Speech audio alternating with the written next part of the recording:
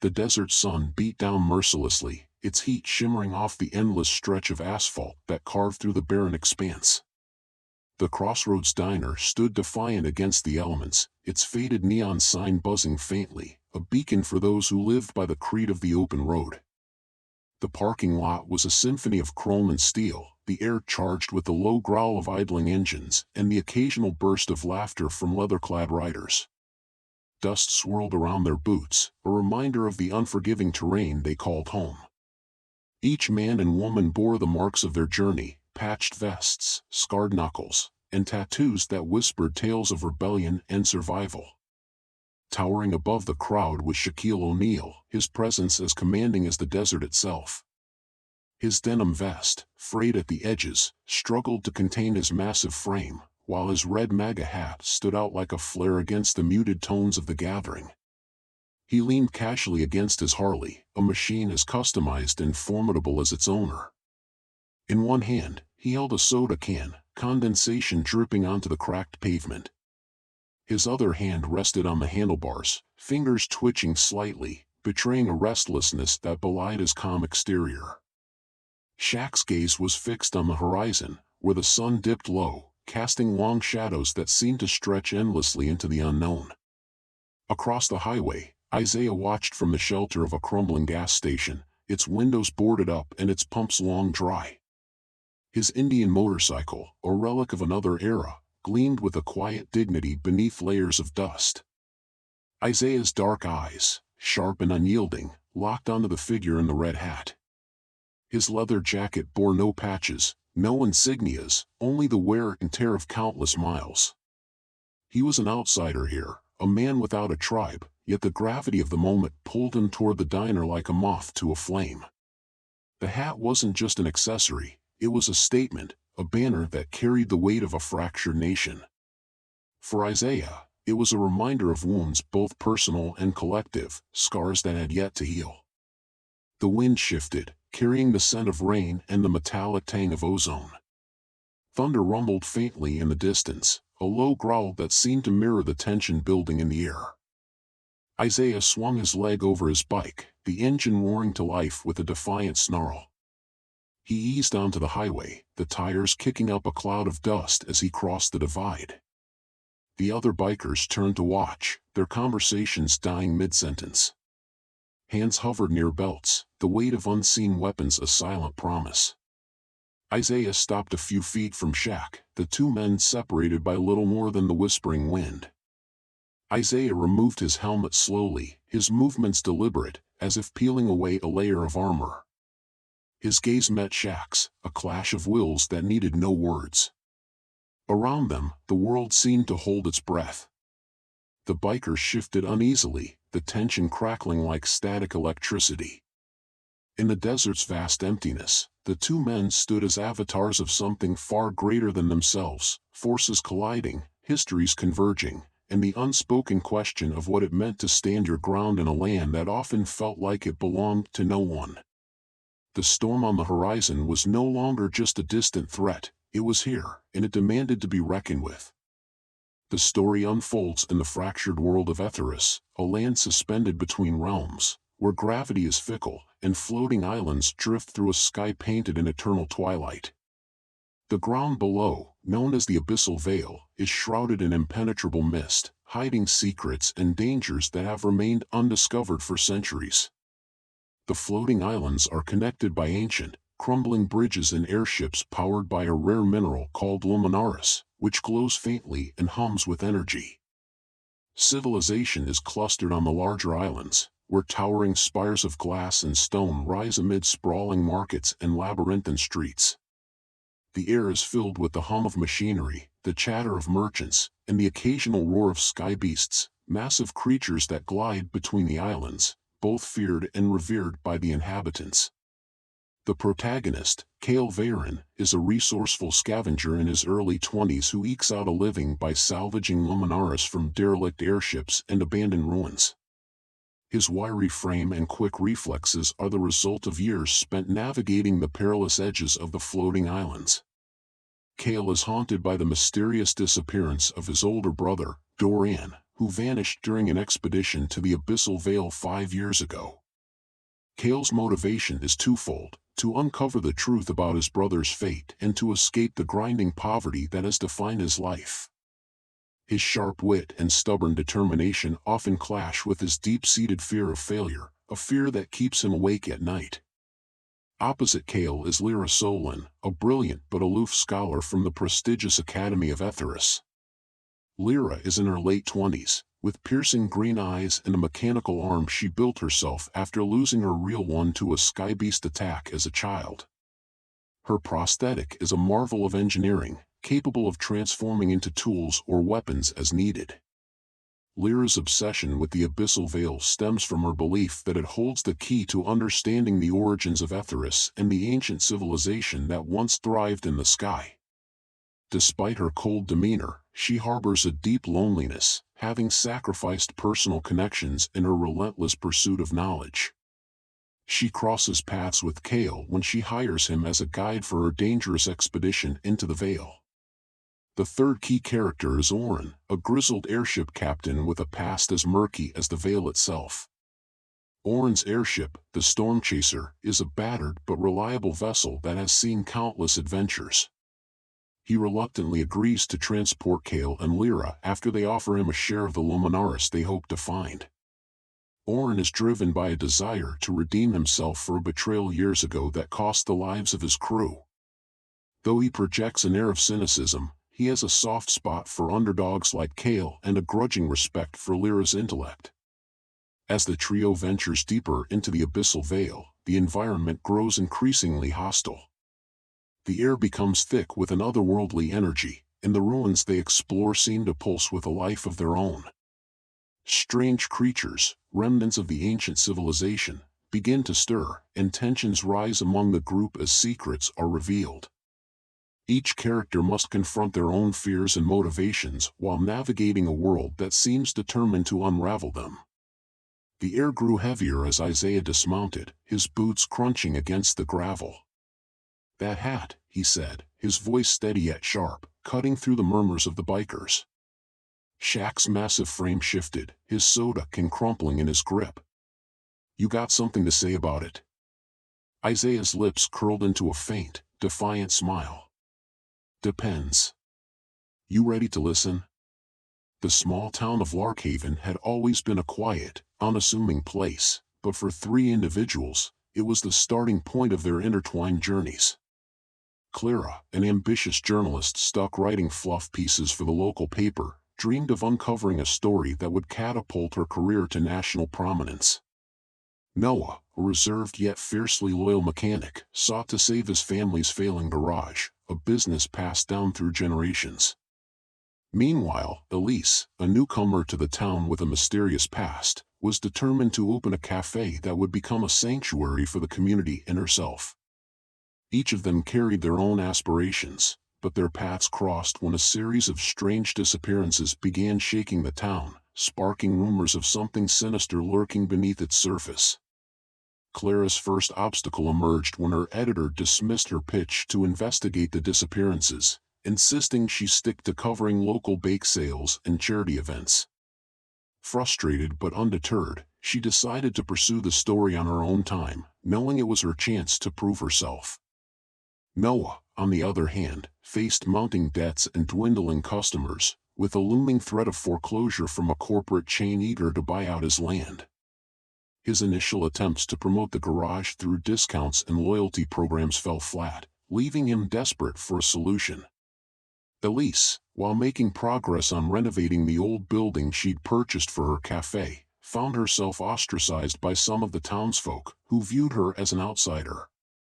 Supplies went missing from her property, and cryptic notes warning her to leave began appearing, making her question whether she had made the right choice in coming to Larkhaven. Despite their individual struggles, their lives began to intersect in unexpected ways. Clara's investigation led her to Noah's garage when she discovered that one of the missing individuals had left their car there for repairs before vanishing. Initially reluctant to get involved, Noah agreed to help her dig deeper after realizing that the truth might also save his business by drawing attention to the town. Elise, unknowingly connected to the mystery, became a key figure when Clara discovered an old photograph linking her building to a decades-old unsolved crime. Though hesitant to reopen old wounds, Elise allowed Clara access to the property's records, hoping it might also explain the hostility she faced from certain locals. As they worked together, tensions and alliances formed. Clara's relentless drive often clashed with Noah's cautious nature, but they found common ground in their shared determination. Elise, though guarded, began to trust them, revealing snippets of her past that hinted at why she had chosen Larkhaven as her refuge. Meanwhile, subplots emerged to deepen the narrative. Clara's strained relationship with her father, a retired detective who had always dismissed her career ambitions, Noah's budding friendship with a local teen who reminded him of his younger self, and Elise's struggle to reconcile her present with the secrets she had left behind. Their progress was not without setbacks. Clara's editor discovered her unsanctioned investigation and threatened her job. Noah's garage was vandalized, leaving him with costly repairs. Elise received a final, chilling warning that made her question whether she could stay. Yet, these challenges only strengthened their resolve, binding them closer together as they realized that solving the mystery might not only fulfill their individual goals but also uncover truths that could reshape the town forever. The morning began like any other in the quiet coastal town of Greyhaven. The sun had barely crept over the horizon, casting a golden shimmer across the waves, as fishermen prepared their boats and shopkeepers opened their doors. For Elena, the day promised nothing more than routine. She unlocked the small bookstore she had inherited from her grandmother, the scent of old paper and cedarwood greeting her as she stepped inside. But as she set her bag down behind the counter, a sharp knock on the glass startled her. Standing outside was a man she had never seen before, his face pale and drawn, his eyes darting nervously up and down the empty street. Elena hesitated before opening the door. The man thrust a weathered envelope into her hands without a word, his fingers trembling. "You're the only one who can help," he muttered, his voice barely audible. Before she could respond, he turned and hurried away, disappearing around the corner as if he were being chased. Confused, Elena closed the door and examined the envelope. Her name was scrawled across the front in a handwriting she didn't recognize. Inside, she found a single sheet of paper with a cryptic message, *, "The answers lie where the sea meets the forgotten. Time is running out." Her heart quickened. She had no idea what the note meant, but something about it unsettled her. As she turned the paper over, a small key fell out, clinking softly against the counter. It was old, its brass surface tarnished with age. Questions swirled in her mind. Who was the man? Why had he come to her? And what did the message mean? The ordinary rhythm of her day had been shattered, replaced by a gnawing sense of urgency and unease. Determined to make sense of the situation, Elena decided to confide in her childhood friend, Marcus, who worked as a marine biologist at the local research center. When she showed him the note and the key, his expression darkened. "This isn't just some random riddle," he said. "There's a place not far from here, an abandoned lighthouse on the cliffs. People used to call it the Forgotten. No one's been there in years." His words sent a chill down her spine.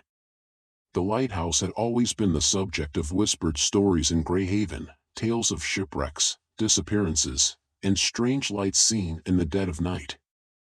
Despite the unease gnawing at her, Elena felt an inexplicable pull to uncover the truth. Marcus, ever the skeptic but unwilling to let her venture alone, agreed to accompany her. The two set off that afternoon, the key tucked safely in Elena's pocket. As they approached the cliffs, the wind picked up, howling through the jagged rocks. The lighthouse loomed ahead, its silhouette stark against the darkening sky. The once familiar coastline now felt alien, as if the very air had shifted in anticipation of what was to come. Unbeknownst to them, their arrival at the lighthouse would mark the beginning of a perilous journey. The note, the key, and the man's cryptic warning were only the first threads of a much larger mystery, one that would force them to confront dangers far beyond anything they had imagined. The silence between Shaq and Isaiah stretched taut, like a wire ready to snap. The other bikers, a mix of grizzled veterans and younger recruits, exchanged uneasy glances. A wiry man with a snake tattoo coiled around his neck muttered something under his breath, his fingers brushing the handle of a knife strapped to his belt. A blonde woman with a scar tracing her jawline stepped forward, her boots crunching against the gravel. "Shaq," she said, her voice low but firm, "you know this ain't the place for trouble." Shaq didn't answer immediately. His gaze remained locked on Isaiah, his massive hand tightening around the soda can until it crumpled with a sharp pop. The sound startled a crow perched on the diner's neon sign, sending it flapping into the sky. Finally, Shaq straightened, towering even taller as he stepped away from his Harley. "Ain't looking for trouble," he said, his voice a deep rumble that carried over the restless murmur of the crowd. "But sometimes, trouble finds you." Isaiah swung his leg off his bike, his movements deliberate, measured. He stood tall, though he was dwarfed by Shaq's sheer size. "Trouble's just another word for truth people don't want to face," he said, his voice calm but edged with steel. His eyes swept over the gathered bikers, lingering on the patches stitched into their vests. Brotherhood of the Crossroads, the name read, flanked by a skull and a pair of wings. Isaiah's lips pressed into a thin line. He'd heard of them before, rumors whispered in truck stops and roadside bars. They were a crew that lived by their own code, one that didn't always align with the world outside. The tension was broken by the sudden roar of an approaching engine. A dusty pickup truck barreled down the highway, its bed piled high with crates of supplies. It skidded to a halt near the diner, and a man in a cowboy hat jumped out, his face flushed with urgency. "Storm's coming," he shouted, pointing to the horizon where dark clouds churned like an angry sea. "Flash floods'll hit this whole stretch. Y'all better find higher ground." The bikers exchanged uncertain glances, their earlier bravado tempered by the looming threat of nature's wrath. Shaq turned back to Isaiah, the storm momentarily pushing their standoff to the background. "You got somewhere to go?" Isaiah hesitated, his mind racing. He had no ties to this place, no safe haven to ride out the storm. But before he could answer, another voice cut through the din. "He can come with us." A young woman stepped forward, her curly hair tied back with a red bandana. Her vest bore no patches, only a simple pin shaped like a compass. "Name's Ellie," she said, her gaze flicking between Shaq and Isaiah. "We've got a spot up in the hills. Plenty of room if you're not picky." Shaq's eyes narrowed, but he said nothing. Isaiah gave Ellie a nod. "Appreciate it," he said, his voice steady. The wind picked up, carrying with it the first drops of rain. The storm was closing in, and with it, the choices that would shape their paths. As the group began to move, engines roaring to life, the fragile threads of trust and tension wove tighter, binding them to a fate none could yet foresee. The silence between Shaq and Isaiah stretched taut, a thread threatening to snap under the weight of unspoken words. The other bikers, a volatile mix of curiosity and unease, formed a loose semicircle around the pair. Their leather creaked as they shifted, boots scraping against the asphalt. The air felt heavier now, the desert heat mingling with the electric tension that pulsed between the two men. Somewhere in the distance, a hawk screeched, the sound sharp and piercing, like a warning. Shaq straightened, his massive frame casting a long shadow over the cracked pavement. He crushed the empty soda can in his hand with a casual flex, the aluminum crumpling with a sharp pop. His eyes, dark and inscrutable, locked onto Isaiah's.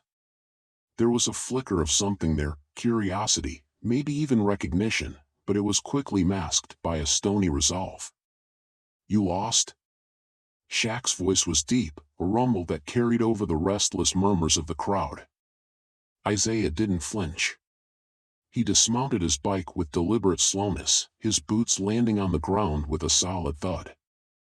"Just passing through," he replied evenly, his voice calm but firm. His gaze flicked briefly to the red hat perched on Shaq's head before returning to meet his eyes. "Didn't expect to find a welcoming committee." A ripple of laughter, low and uneasy, spread through the crowd. One of the bikers, a wiry man with a scar running down his cheek, stepped forward, his hand resting on the hilt of a knife strapped to his belt. "Ain't about welcoming," he drawled, his tone laced with menace. "It's about respect. You don't roll up on us like that unless you're looking for trouble." Shaq raised a hand, silencing the man with a single gesture. "Easy, Snake," he said, his tone measured but commanding. He turned his attention back to Isaiah. "You got something to say, say it. Otherwise, keep riding." Isaiah took a step forward, his movements deliberate, his posture unwavering. "I've ridden a lot of miles," he said, his voice carrying over the restless shuffling of the crowd. "Seen a lot of things. But that hat? That's not just a piece of cloth. It's a symbol. And symbols have power." The murmurs grew louder, the bikers exchanging glances, their unease palpable. Shaq's expression hardened, his jaw tightening. "You think you know me because of a hat? You don't know a damn thing about me." "Maybe not," Isaiah admitted, his tone steady. "But I know what it stands for. And I know what it's done to people like me." The storm on the horizon seemed to draw closer, the distant thunder rolling through the desert like a drumbeat. The bikers tensed, the air thick with anticipation. Shaq took a step forward, his sheer size dwarfing Isaiah. "You think the road cares about your politics? Out here, it's about survival. Brotherhood. Not what you believe." Isaiah's lips quirked into a faint smile, though his eyes remained hard. "Brotherhood, huh? Funny how that word changes depending on who's wearing the patch." The words hung in the air, a challenge that couldn't be ignored. The bikers closed ranks, their movements subtle but purposeful. The line between words and action blurred, the tension coiling tighter with each passing second. The storm was no longer just on the horizon, it was here, and it was about to break. The silence between Shaq and Isaiah stretched taut, a living thing that seemed to pull the attention of every biker at the Crossroads diner. The low growl of engines faded into the background as the two men stood locked in an unspoken standoff, their postures rigid, their expressions unreadable. Shaq's hand tightened around the soda can, the aluminum creaking faintly under the pressure of his grip.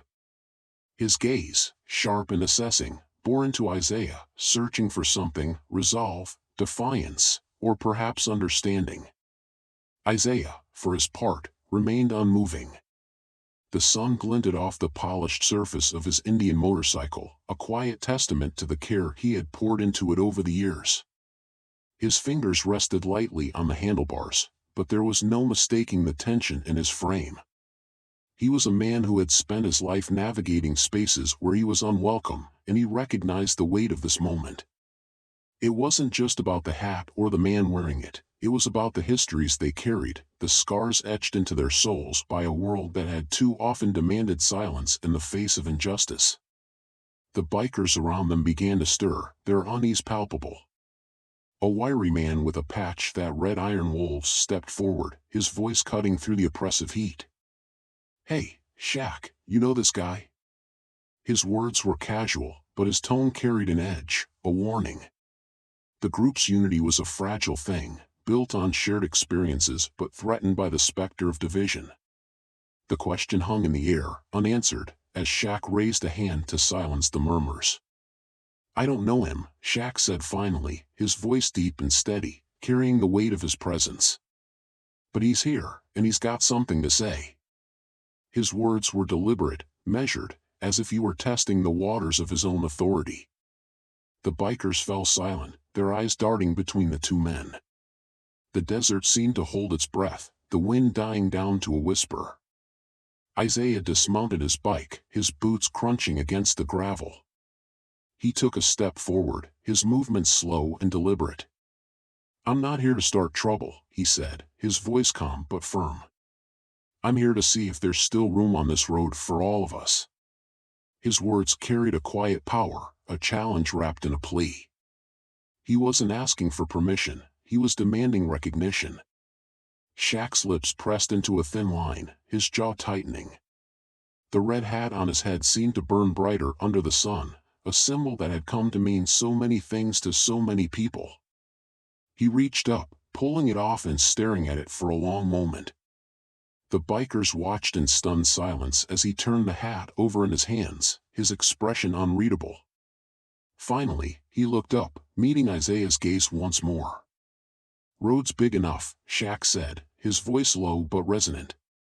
"Question is, are you ready for the ride?" It was an invitation, a challenge, and a test all at once.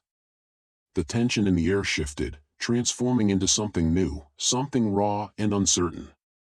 The bikers exchanged glances, their postures relaxing ever so slightly. The storm brewing on the horizon seemed to pause, as if waiting to see what would unfold next. Isaiah nodded slowly, his lips curving into the faintest hint of a smile. "Always have been," he replied, his voice steady. The two men stood there for a moment longer, the weight of their shared understanding hanging between them. Whatever came next, it was clear that this was only the beginning. The open road stretched out before them, a blank canvas waiting to be painted with the colors of their choices, their battles, and their unlikely alliance. The silence that followed was heavy, a taut string pulled to its breaking point.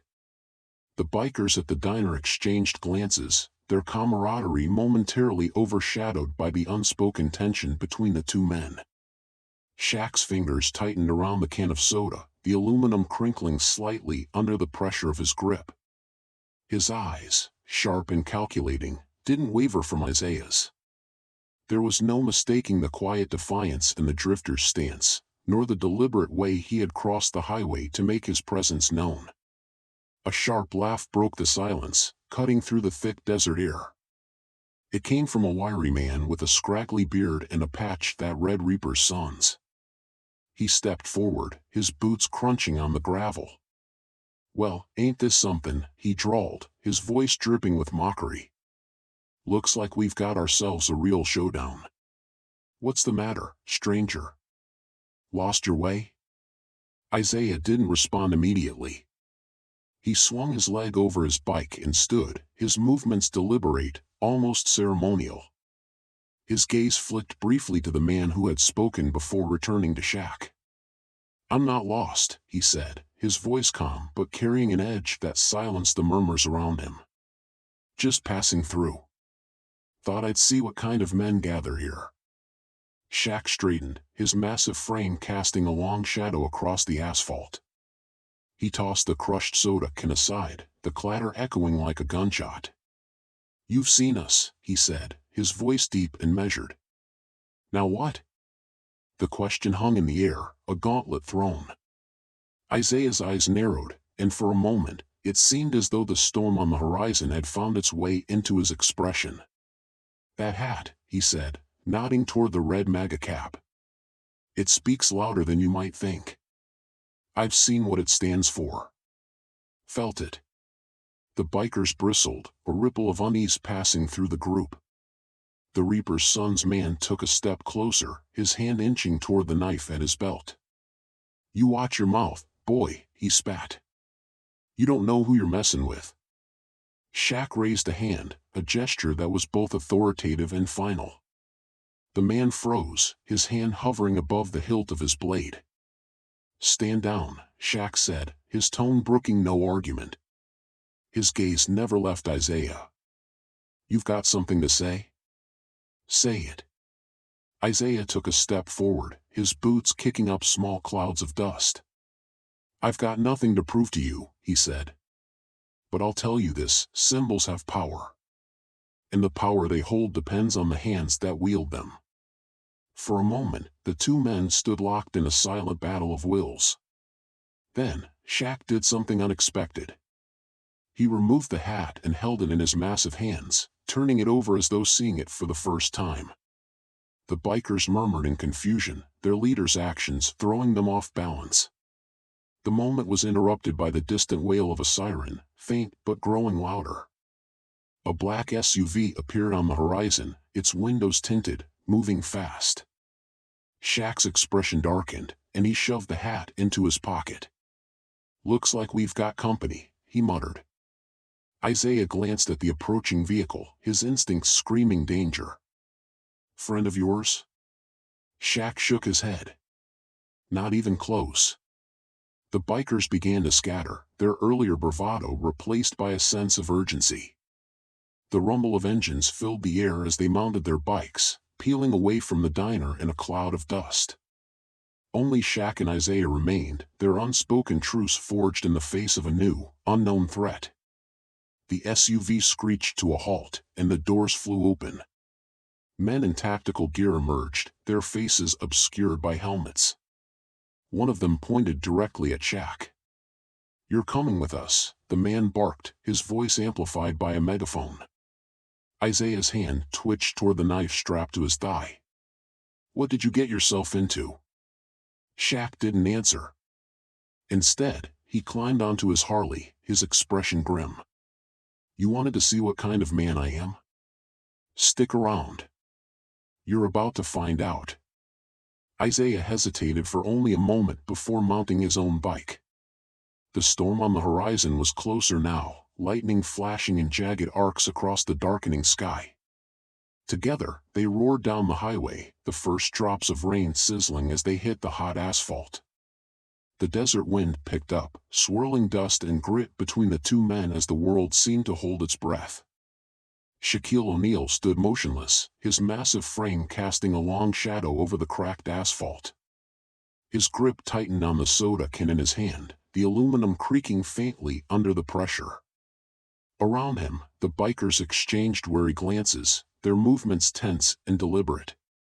This wasn't the kind of trouble they'd been expecting when they rolled into the Crossroads diner, but they could feel the weight of it now, heavy and inescapable. Isaiah swung his leg off his Indian motorcycle, his boots crunching against the gravel as he stood upright. The lines of his face were hard, etched by years of struggle and quiet defiance. His gaze never wavered from Shaq's, the silence between them thick with unspoken histories.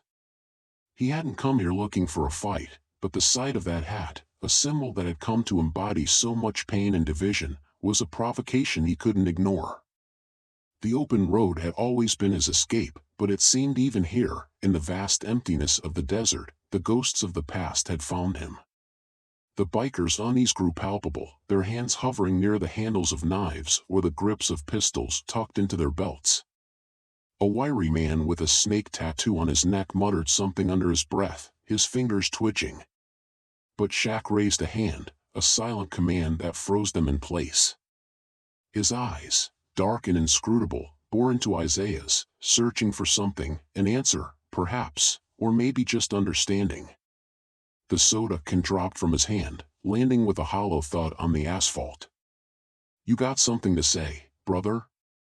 Shaq's voice was deep, resonant, but steady. It was the kind of voice that could command attention in any room, but here, in the open desert, it sounded like a challenge. The words hung in the air, daring Isaiah to respond. The tension was electric, a live wire stretched taut between them. Isaiah took a step closer, his movements deliberate, his posture unyielding. "Brother? That what you see when you look at me? Or is that just what you say to keep the peace?" His words cut through the air like a blade, sharp and unforgiving. He wasn't here to mince words or play games.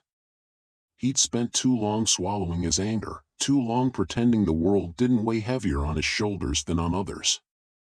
Thunder rumbled in the distance, a low growl that seemed to echo the storm building between the two men. Shaq's jaw tightened, his massive hands flexing at his sides. For a moment, it seemed as though the tension might snap, that violence might erupt and consume them all. But then Shaq took a deep breath, his broad chest rising and falling as he exhaled slowly. "You don't know me," he said, his voice quieter now, almost reflective. "You think you do, but you don't." Isaiah's eyes narrowed, his fists clenching at his sides. "Maybe I don't," he admitted, his tone hard. But I know what that hat means. And I know what it's done. His words carried the weight of generations, the pain and anger of a history that refused to be buried. The bikers shifted uncomfortably, their bravado faltering in the face of such raw emotion.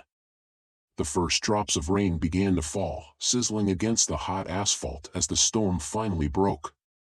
The bikers looked to Shaq, waiting for his next move, their loyalty to him outweighing their own instincts. But Shaq didn't move. He stood there, staring at Isaiah, the rain soaking into his vest and dripping from the brim of his hat. Whatever battle was unfolding between them, it wasn't one that could be fought with fists or knives. It was deeper than that, more profound, a reckoning that neither man had fully anticipated but could no longer avoid.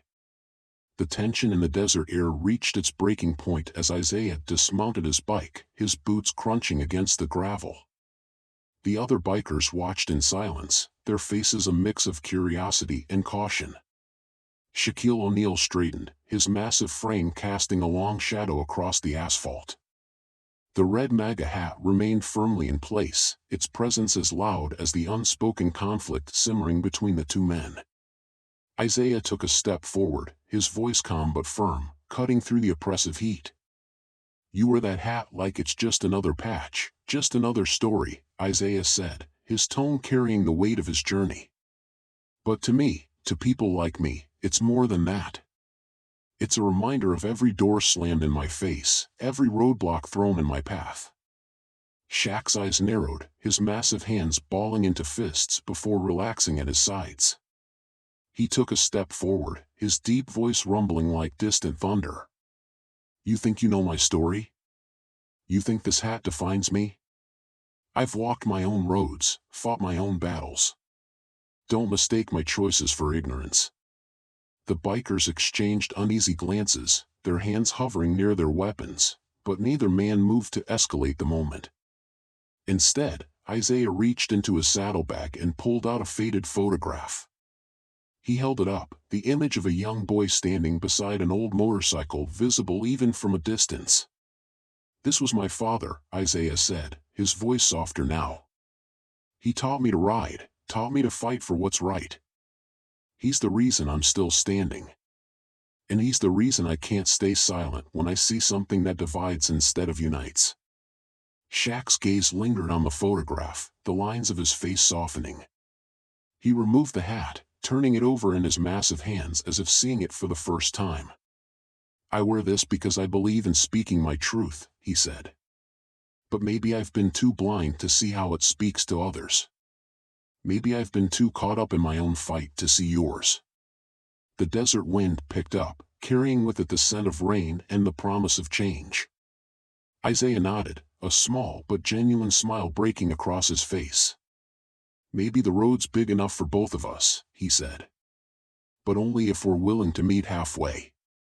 Shaq extended his hand, the gesture simple but profound.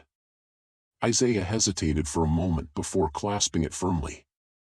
The bikers around them relaxed, the tension dissipating like the heat of the day as the first drops of rain began to fall. The two men stood there, united not by agreement but by a shared understanding that the road ahead would be shaped not by division, but by the willingness to listen and to bridge the gaps between them.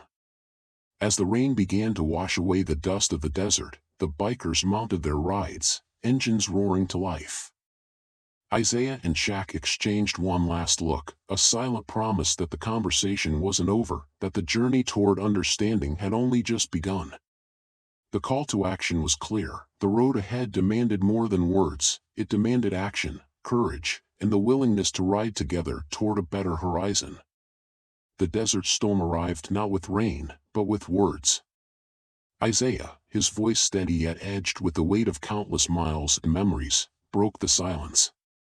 "You wear that hat like it's a badge of pride. Do you even know what it stands for to people like me?" His words hung in the air, a challenge not of fists or weapons, but of understanding. The other bikers froze, their loyalty to Shaq clashing with the unease of the moment. The horizon darkened as clouds rolled in, mirroring the tension. Shaq didn't flinch. He took another sip of his soda, the can crackling slightly in his massive hand. "I know what it means," he said, his deep voice calm but firm. "And I know what it means to you. But the road doesn't care about politics, brother. Out here, it's about survival, respect, and the choices we make to keep moving forward." His gaze didn't waver, but there was something in his tone, a crack, a vulnerability, that hinted at a man who carried more than just his size on his shoulders.